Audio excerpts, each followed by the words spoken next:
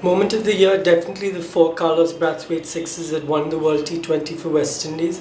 At the start of the over, I don't think anyone inside the ground could have predicted such a finale. It was incredible the way the crowd got going, the way the momentum shifted on the field, and just the way he finished things off. Just fantastic. For any Asia team to win a test match outside subcontinent is very special.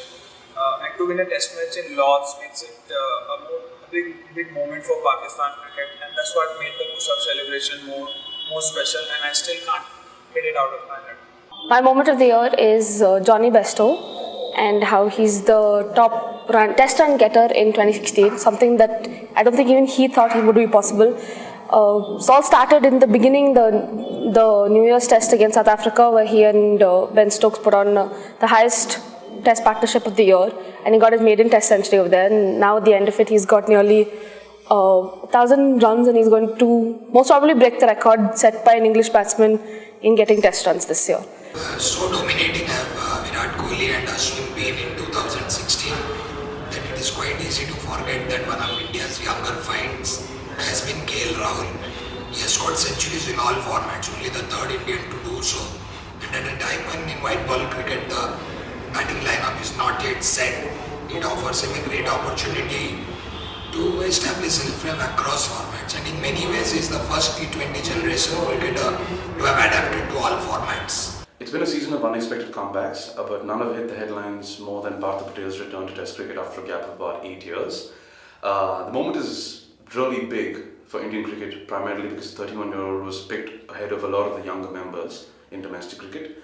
And what this moment does is inspires a lot of players on the fringes in the same age group to go out there and put up good numbers and hope that they can make it back to the Test squad. West Indies winning the World T20 was quite a significant moment in my opinion. It followed up the women's World T20 win and the under-19 win, so that was really big.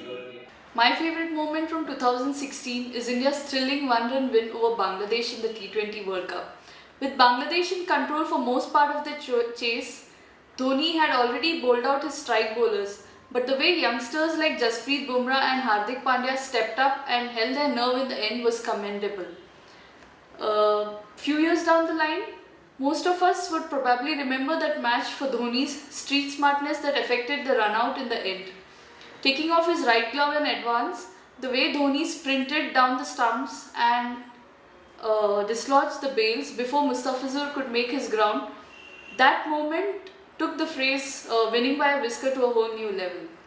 I was in Nagpur when India were playing Australia in what was a virtual World T20 quarter-final. And why I'm mentioning where I was is because years later, you're going to be asking where were you when Virat Kohli conquered not just Australia but T20 batting itself. I've never seen a 2020 innings like it where the purity of batting shone through even at the frenetic 2020 pace. It was this generation's Desert Storm. For me, the most fun moment of the year was watching Afghanistan defeat West Indies in the World T20. They brought such an audacity to the competition and their celebrations matched that. As they said after the game, they'd had enough of winning hearts. Now it was time for them to win matches. The moment of the year is Mohammad Amir's return to Test cricket at Lords. He left the venue in disgrace in 2010, and though some people feel he shouldn't have been given a second chance, he served his time, took the punishment on the chin, and probably appreciates the game a lot more now. I think Kimo Paul's mancading incident at the Under-19 World Cup and the huge uproar that followed thereafter, I think it was a precursor to what the year 2016 eventually panned out to be in the world at large. There was so much controversy and there was so much vitriol. But it was credit to a young team, how they galvanized around that moment and surged to the title, winning every game thereafter, including beating the favourites India in the final. It was a great moment. Even for me, specifically in Indian cricket, was the appointment of Anil Kumble as India coach. It came ahead of a long home season of Test cricket for India, and specifically his partnership with Ashwin and the other young spinners was something to look forward to for Indian cricket, its fans and everyone associated.